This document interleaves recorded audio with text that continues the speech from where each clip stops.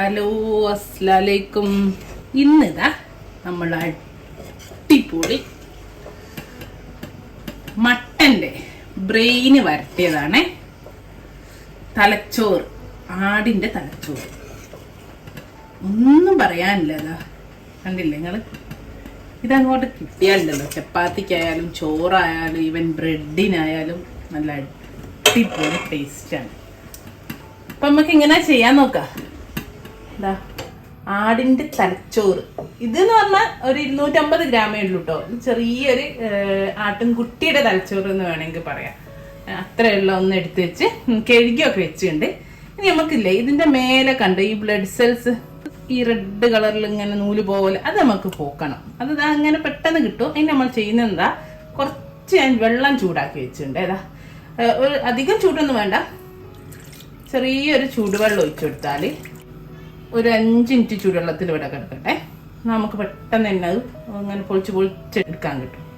അപ്പം ഇനി നമുക്കിത് മെല്ലെ മെല്ലെ ആ ബ്ലഡ് സെൽസ് ഒക്കെ നീക്കി മാറ്റാം കേട്ടോ. വേഗം തന്നെ കിട്ടും.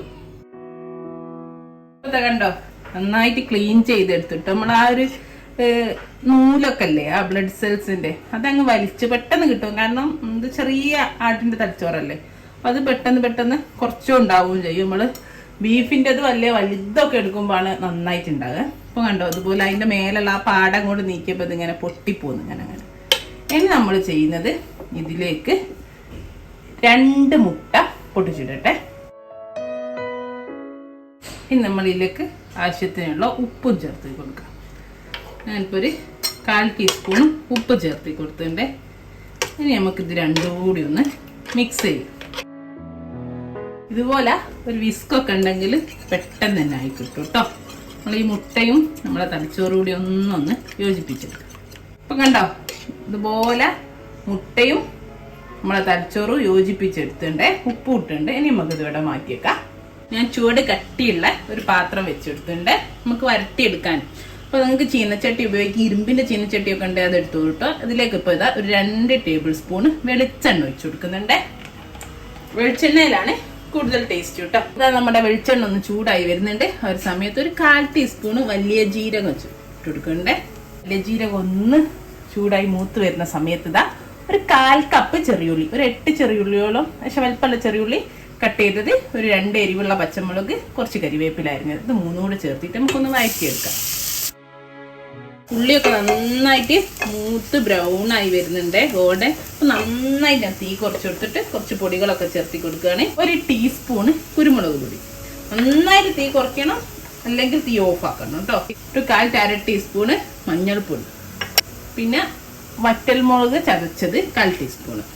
അതിപ്പോൾ ഇല്ലെങ്കിലും കുഴപ്പമൊന്നുമില്ല. പിന്നെ 1/2 ടീസ്പൂണ് കാശ്മീരി മുളക് പൊടി. നമുക്ക് വഴറ്റിയെടുക്കട്ടെ. ഈ ചൂടിൽ തന്നെ വഴറ്റിയാൽ തീ ഓഫ് ആക്കിയാലും കുഴപ്പമില്ല കേട്ടോ, അല്ലെങ്കിൽ തീ ഉണ്ടെങ്കിൽ കരിഞ്ഞു പോവേ.